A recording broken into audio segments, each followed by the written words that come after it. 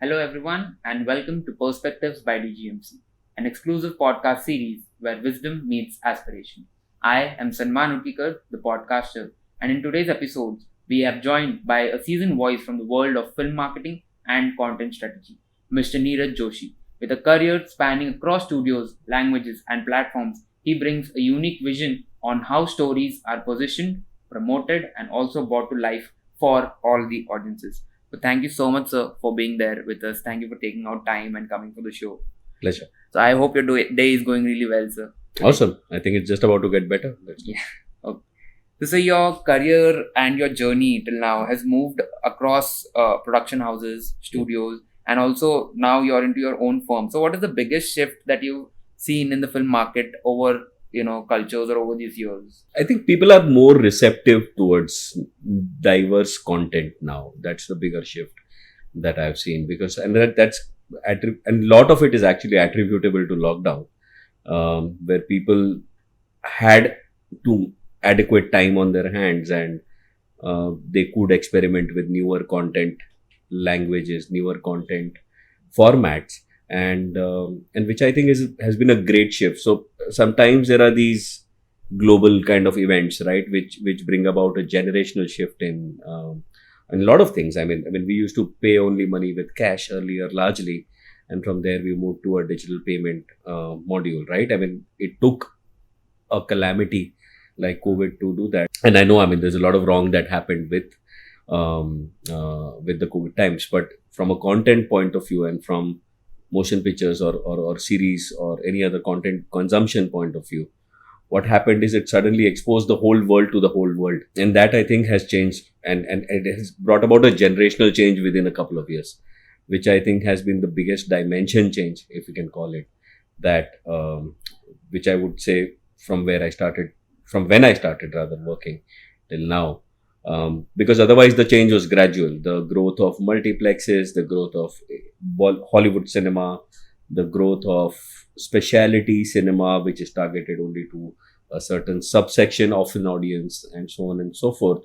But the streaming boom that happened during the years of 2020-21 is something that has actually made South cinema suddenly so accessible and so desirable to the rest of the country, rest of the Hindi speaking country. Korean content so desirable and so accessible at the same time across the world. So I think that's one quantum change which has come in. Possibly these challenges would not have been there as a marketer or for a marketer in the future or in any near future, but they have just kind of landed in our laps sooner than expected. But yeah, that's I think the biggest change that's happened.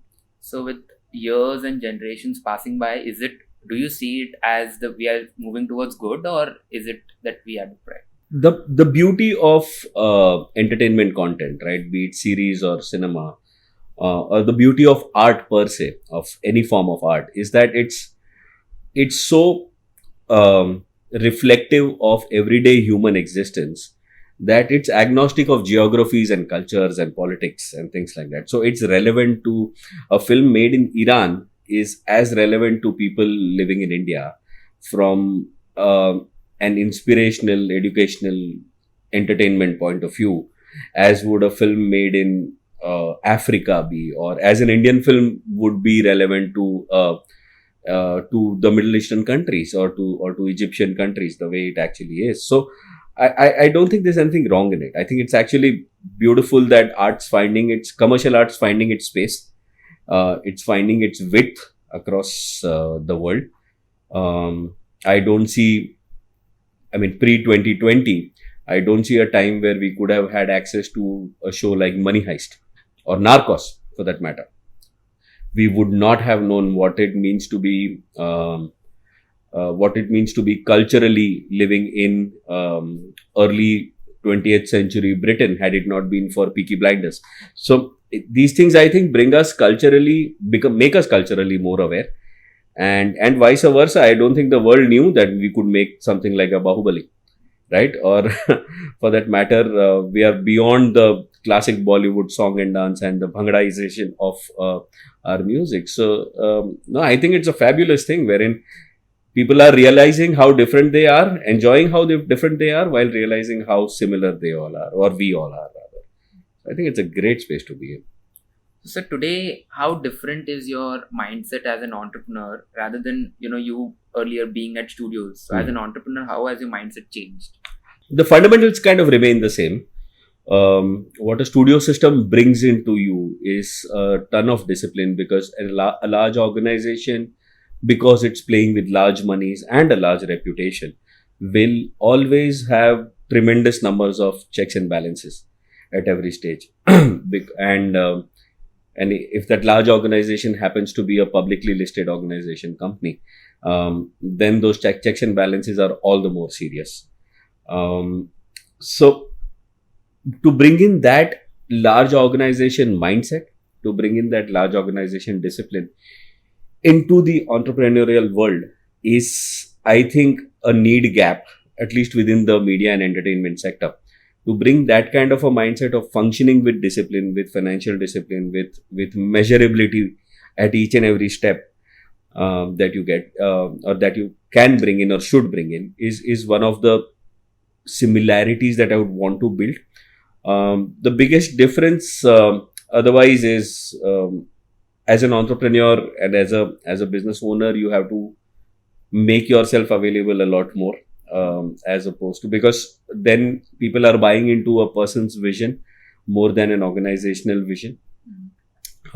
It's kind of, at times it's kind of easier to be in a large organization, be in a studio.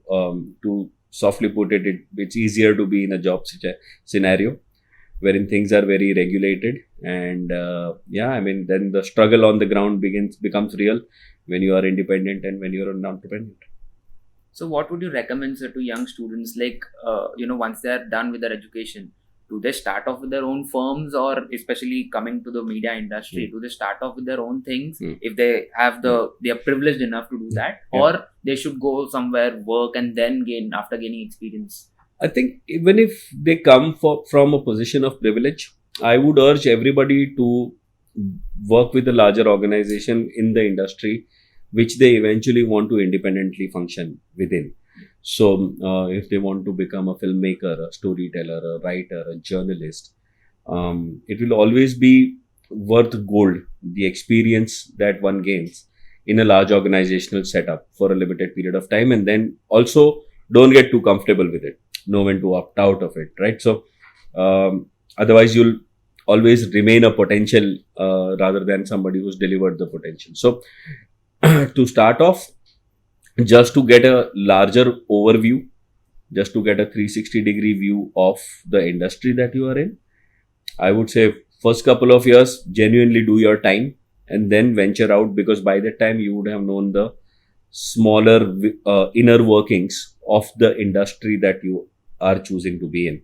So you might want to be a great filmmaker, do work with an organization like a Yash Raj or a Dharma for that matter. If you want to be a great cinematographer, do believe in working on a film which is backed by one of these kind of large organizations. If you want to work in television, I would strongly recommend working at an organization like a Star or a JioStar for that matter. It gives you a larger perspective on the business side of things. It helps you create or understand value of your own contribution and your own ambition. You have to put a numeric value to what you are doing as a job and what your job is delivering to the organization or to the product that you are making. Saying you're a gifted artist, but you still go to art school, right? What an art school teaches you, it teaches you how to streamline your thinking rather than just relying on your instincts. Aapke instincts hain, you all already have it. They are sharp enough. But how do you put it together in a sequence or in a structure or in a method that helps you deliver more consistently? Instincts will make you, they'll give you great results once or twice. Discipline along with instincts is what will make you consistent in delivering those results. So for that reason, I would urge people to always get into a co-working large organization scenario. You learn how to behave better. You learn how to interact better. You learn how to navigate better, you learn how to measure better. And then eventually with all those learnings, yes, then you should be ready enough to branch out if you want. So you have worked across industries and also a lot of regional films. Yeah. So how do you adopt, or how I would say you change your strategy as you interact with different audiences? So how do you understand what strategy you should use? You do a lot of market research before you enter a market, right? Similarly with any other regional market, we started while conducting some sort of a research which says, all right, this is the kind of advertising, this is the kind of marketing, this is what people are going to respond to, because this is what is going on currently. What we didn't realize is we are just, in a way, copy pasting solutions. What worked yesterday probably will work today and probably will work tomorrow as well. As one grows older and maybe wiser as well, you try and understand the culture of that particular community, which is representative of the cinema goers of that language. Once you start understanding those things, once you start understanding the deep-rooted culture as to what is it that a Gujarati audience wants, what is it that a Marathi cinema goer expects, what is it that a Malayalam film goer wants out of his or her cinema. That cultural understanding comes from understanding people and spending quality time with them, right? Like, for example, there was a big trend about Gujarati films being patronized only on the second weekend of its release, and we were just scratching our heads as to why do they not go on the day of release. One logic could be that the ticket prices are higher rather on the first weekend as opposed to the second. But then we found something little more revealing, and just the way there are these socio-cultural clubs in the Gujarati community, like a Maharashtrian community or any other community for that matter, has lots of these mandals and clubs. And mandals and clubs have a tendency to buy bulk tickets for their members from cinemas on the second weekend because they are cheaper. And because they buy in bulk, they get further cheaper tickets or more discounts, and then they disseminate it down. What that was creating as a habit is that films were not opening at all in the Gujarati category. And so first weekend almost was kind of redundant. Second weekend became the spike, and it created a viewing habit which was actually against the entire cinema ecosystem, right? Because the producer does not make money, the stars do not make money, because nobody's making more money than what they were used to making. These things you can't understand purely from an overview scenario. Okay, if somebody is doing this, let's just continue doing it. You know that there is a opportunity, and that is what marketing can change, right? I mean, you can generate demand, we can create demand good enough that people will not mind paying money. And it's not that people do actually mind paying money for something that they think will be great. I mean, Coldplay concerts and Diljit Dosanjh concerts, if these things are anything to go by, people do not mind paying a premium for an experience they think is going to be worth their time. That understanding only comes if you are deeply culturally rooted and intertwined with the community that you're trying to sell tickets to eventually.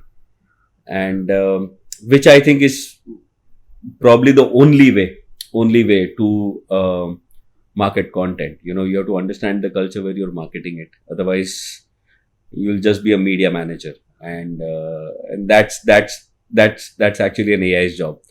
Trust me, it doesn't require human intervention at all. So what do you think? So marketing in the media industry is easy or difficult as compared to all the other industries? I'm still grappling with an answer to that question because, okay, let me put it this way. If you are a brand manager at Unilever and you were marketing, say, a brand of soap, and which would be Lux, then you're just marketing Lux for the year, throughout the year, in different fragrances, different seasons, maybe in different packaging. If you're a brand manager at a film studio or a film company, you're playing with 6 or 7 or 8 brands a year.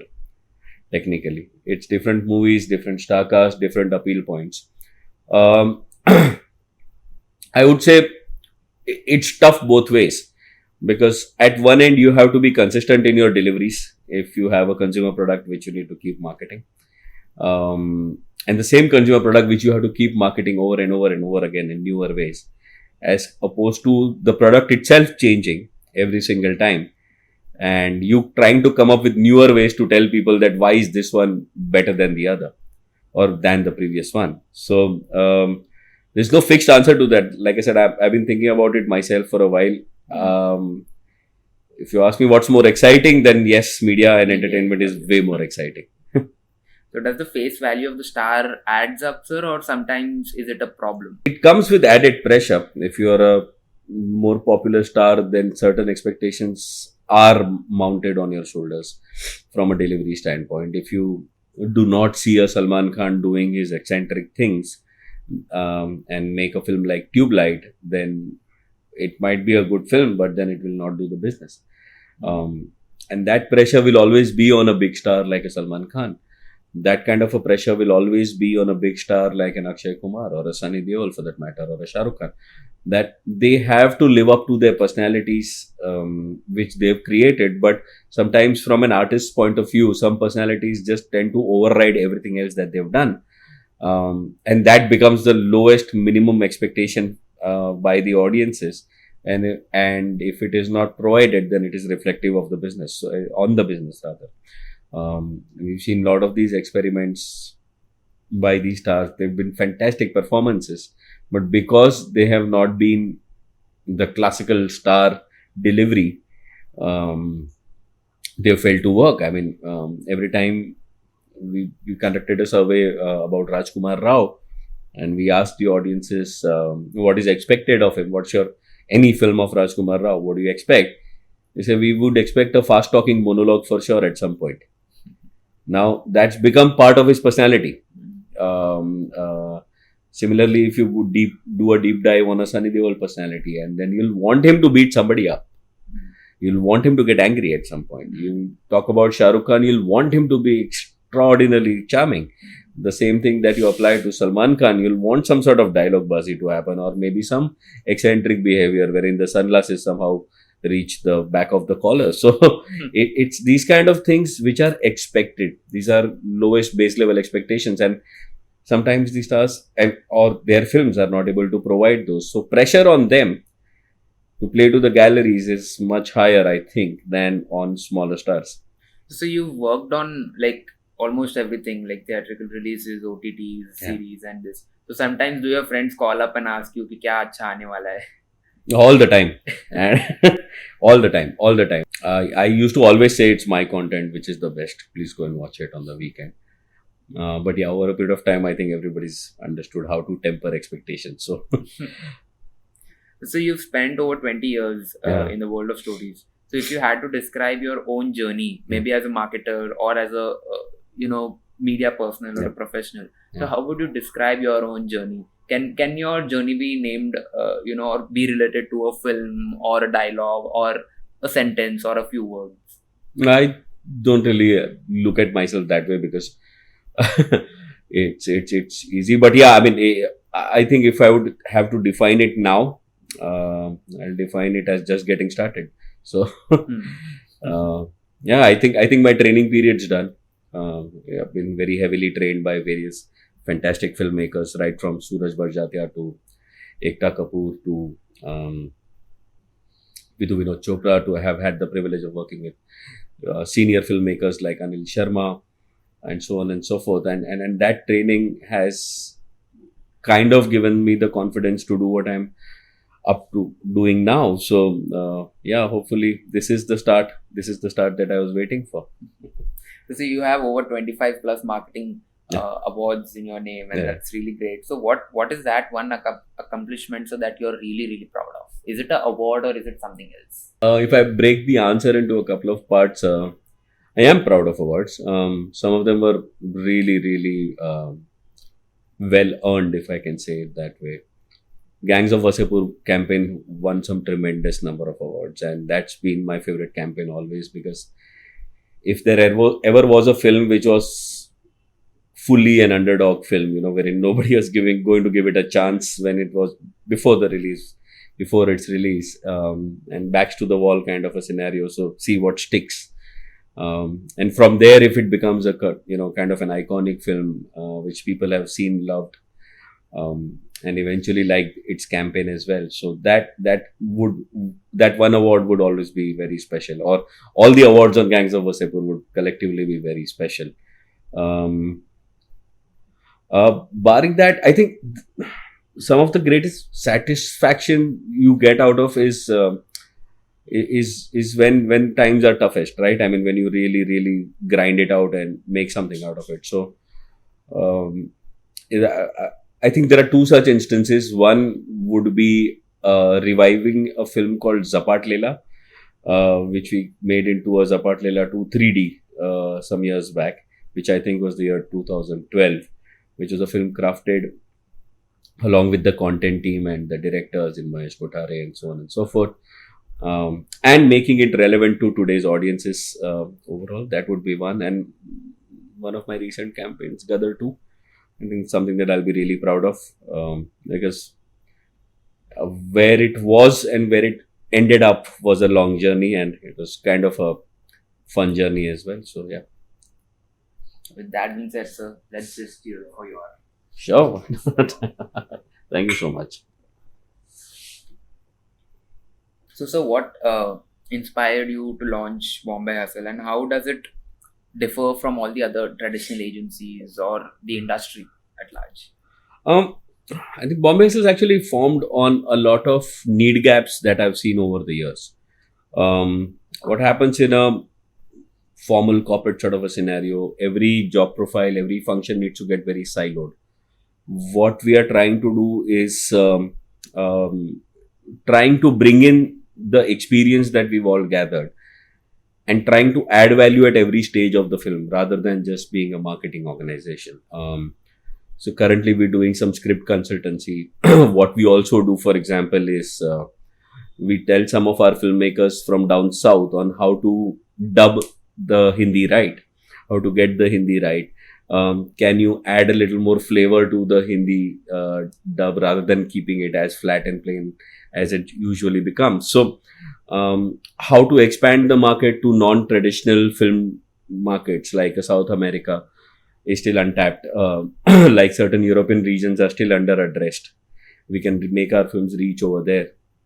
So the idea is to not restrict to one particular job profile, but use all our experience, all our connections, all our networks, all our wisdom, and try and be such a big problem solver, or try and grow the business to such a level that it can grow to. And that's the idea. So more than a organization on marketing, I'd like to call ourselves a Stratco, more like a strategic consulting organization, which can provide you inputs with measurable outputs across all stages of filmmaking. So that's one difference that I would say is what differentiates. And again, these things have come out of need gaps, wherein we see certain times there are scripts, but there is zero visualization. Sometimes we see there is only visualization and the writing is poor. At times when producers or studios are trying to put these things together, it becomes difficult for them to pinpoint the gap areas because the processes are so many in case of making a film. Our job is to identify those gaps in processes and try and fulfill them in the right way. And without sounding too intimidating about it. So it's better to have a collaborative sort of an approach. So that's something that we do as well, rather than behave like large consultation firms where we say my way or the highway sort of an approach. So that's one difference that we're trying to, like I said, the organization's built on need gaps. Certain need gaps are recognized, pre-recognized. Some of them are not. Sometimes, like I said, some companies don't know where they're going wrong while they have a great script, a great star cast. Everything's supposed to be online, but somehow their production schedules are going haywire. Those are the times when we step in and we, try and help correct them. So it's the difference between other organizations and ours would be that we can function and add value at any stage of a film's existence, even if it is just a one-line idea. So given the experience, massive experience that you come with, like I would love to know your opinion on this. Like, if I'm a filmmaker Yep. and I have a concept, so how important do you think that I, as a filmmaker, should take the opinion of a marketer before even building on my concept and even before thinking of making it? Yep. Do you believe that there is one vision that the filmmaker has and Yep. he has created something XYZ, Yep. and it is like kuch bhi karke we can market it? Yeah. Or do you think that it is actually smart or advisable that we take a marketer's opinion, because at the end of the day the film is being created to sell? Yep. So if there's no business, there's no point. Yep. So but at the same time, sometimes because of financial pressures, Yep. the creativity or the core thought of Yep. the filmmaker or the writer, it is it goes underground. So Yep. what is your opinion on this? A very what everyone forgets, right, is that the word marketer or marketing per se has a very important answer within itself. It's called the market, and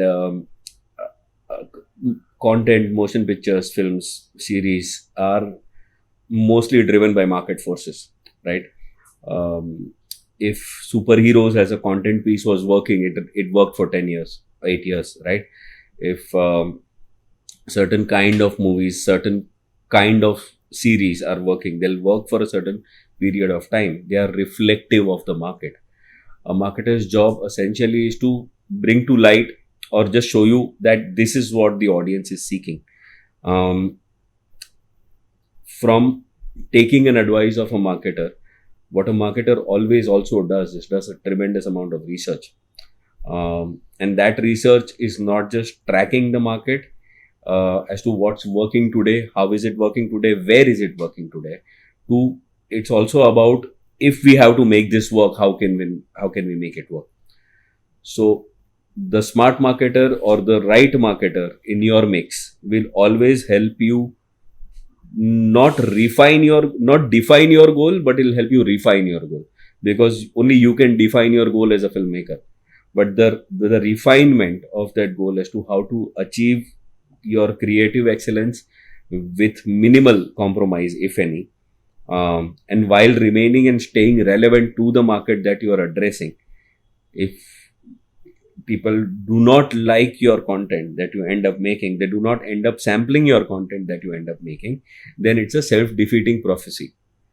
So the answer to marketing lies within the word itself. I keep telling that to people. We are reflective of the market. Market is the consumer, the audience. Do not take it lightly. Of course, you have to stick to your creative vision, but our job is to mold your creative vision and somehow make it matchable, likable by the market. And that journey is where you need a marketer for, and that handholding is priceless. So with the right kind of market data, with the right kind of marketer, adds great value to your content always. So which platform do you think theaters, OTT, or hybrid offers the most creative freedom, or in any sort of freedom to marketers? No, all of them do actually. I mean, I don't think marketers can be defined by or should be defined by the platform, because end of the day, you're trying to get people interested in your content, right? I mean, whether it's in the form of a ticket purchase or a subscription purchase, or just casual viewing on television. What we as marketers should remember always is that we are not really dealing in the currency of money. The reason why we think that there is a separate game to marketing a OTT versus streaming versus a cinema or so on and so forth is because the currency of our thought is money. We're not dealing in the currency of money. We're dealing in the currency of time. As long as our campaigns, our approaches make people aware that it's your 2 hours बहुत अच्छी से जाएंगे, आपको 2 घंटे में बहुत मजा आने वाला है. As long as we are able to prove that to our audiences, people do spend 10,000 rupees for a concert. People do spend thousands on going to an amusement park in international cities. People do spend money. what we are trying to say, because we are content side of marketers, is that can you find 2 hours to spend on my content piece, because I promise you, you will be rewarded at the end of it, right? So from a there will be different tools and techniques, and all of those are skill sets, but largely, if you are content marketer, irrespective of the platform, there is not one thing which is less enjoyable or more enjoyable than the other. You, as long as you remember the fundamental is you're asking them for their time. Money is secondary. So today, the current media industry, like marketing, to be more specific, marketing in the current media industry requires more of intuition or analytics. Like, what do you personally prioritize? Creativity needs you to be intuitive. You need to be intuitive all the time, must be, but do not be blind to being analytical. Understanding numbers is not an optional thing. Understanding data is not an optional thing. As long as, even more so for if we are in the communications business, if we are in the business of creativity, if we are in the business of content, uh, because our product is so irrational, right? I mean, we're making a movie, we're not feeling anybody's stomach, we're not healing somebody's wounds. We are just showing you a piece of content entertainment, but by which you might be enlightened, by which you might feel educated. So it's an irrational purchase. I mean, why do you watch a movie? It's not your dying need to watch a movie, but yes, to have lunch, to eat, to drink, to clothe yourself well, are all rational moves. So if you're selling something which is so irrational in nature, but it's wonderful when you do it, then you need to have a mix of fantastic intuition, which you never ever let it go blunt, but it should be backed by serious analytical skills. India loves cricket, but India does not have 9 hours to watch cricket. As an intuition met analytics and gave birth to IPL, right? It's intuition meeting analytics all the time. Whatever we end up liking most of the time, it's these two products meeting itself. You can't do one without the other. You'll have successes very sporadically. If you want to consistently succeed, you'll have to keep an eye on analytics. You might not want to be a slave to it. It's fine. But not even paying 20%, 30% heed to it is a problem. So coming a little to professional and personal life. So do you think so that you've had to make a few sacrifices in your personal life in order to succeed in your professional work? Wish I had the answer, but yeah, there'll always be an imbalance at some point, and that's bound to happen, especially if you're working in a hyper dynamic industry like media and entertainment, wherein things move at the speed of light. So much of our decision making is driven by the celebrity stroke creative lot that we work with, be it filmmakers, be it writers, be it actors. That decisions can change very quickly. Decisions need to be taken very quickly, and that in effect creates a work-life imbalance very easily. There's no set formula, but what I've started doing now is I've started giving myself 2 hours a day, and whenever you feel overwhelmed by work, try doing that. And there's this one mantra that I go by, that you need 3 wins in a day. Basically, each one of us needs 3 wins in a day. One is a creative win, wherein you thought of something and your mind's working well, right? Other is a financial win, wherein whatever you thought of and whatever you're doing, you're making money with it. And the third will be a physical win, wherein you made sure that you sweated it out at some point. Be it a game of cricket, be it a game of badminton, be it a 3-kilometer run, 6-kilometer run, whatever it is. You need these 3 wins in a day. And these 3 wins can come in half an hour. These 3 wins can take 24 hours. But as long as these 3 wins are coming in your life on a daily basis, I think your work-life balance is pretty okay. What is that one toughest lesson, I would say, that the industry has taught you? You'll never be paid on time. That's what it'll be taught. That it'll teach you. But and you learn it the hard way. I mean, once you go from a brand name studio to an independent organization, uh, financial discipline does come into play very, very strongly. So that's one tough thing that I'm personally grappling with right now. Hopefully, it irons itself out in the long run. So we have a small rapid fire round, sir, Sure. as a part of a show. So one film that you can rewatch at any time. Gangs of Wasseypur. What is the biggest marketing cliche that you wish would go away? Video viral हो जाएगा. What's one thing about you that people would be surprised to know? I play very good cricket. Okay. Are you into video games also, sir? Not anymore. Not anymore. I lost it when when it became too immersive and then it became too addictive and then I had to kind of let it go. Which part of a campaign do you secretly enjoy the most, even if no one else does? Building creatives, making creatives and making posters and trailers. Love doing it. Okay. If you were not into film marketing, then what would it be? If I was not into film marketing, probably would have been an actor. Hmm. Any other secret hobbies that you have? I'm the other thing that I told myself the moment I went from a job to independent work scenario is that जितने भी hobbies मैंने बचपन से लेके अभी तक सोच के रखे थे कि करूँगा वह सब करूँगा even if it means stupidity. So I'm on the mission to fulfill all my hobbies right now. So I don't think anything's left out. At least I'm on the track to do it. So for sure, hopefully I'll achieve most of them. Flying to space is one of them. Let's see what happens.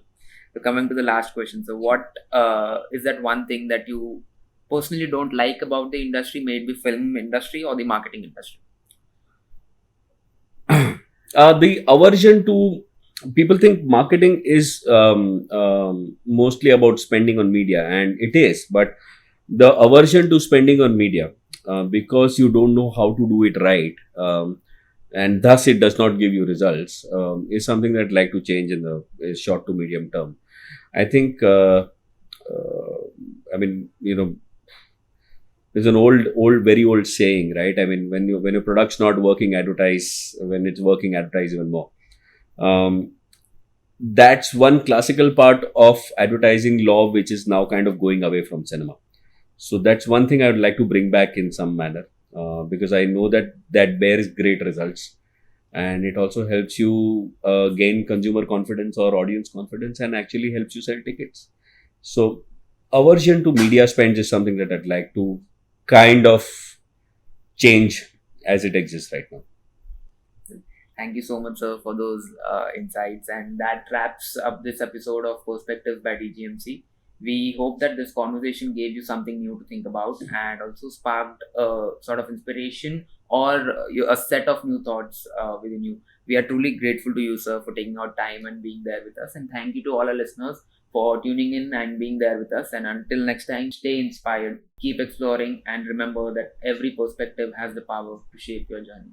This is Sanman Hutgikar signing off. Stay curious, stay connected. Thank you.